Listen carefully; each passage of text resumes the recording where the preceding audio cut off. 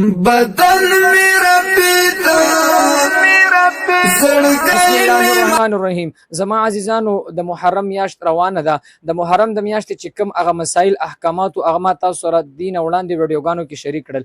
دا نن ویډیو دا د لسم محرم د روزي یعنی د عاشوري د روزي متعلق د دې هغه مختصر شان ویډیو ده.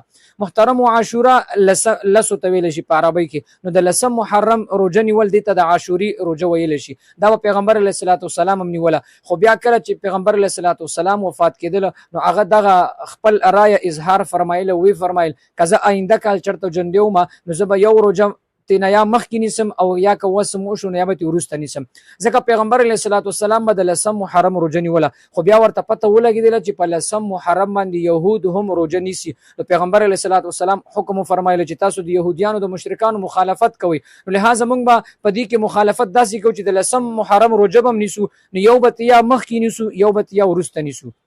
نو به هر حال د لسم محرم روزه نیول د دې ډیر زیات فضیلت دی. دا کله ده په پیښور کې دا موجوده هفتې ورځ چې کومه را روانه ده د خالی ورځ، دا د لسم محرم د عاشوري ورځ ده.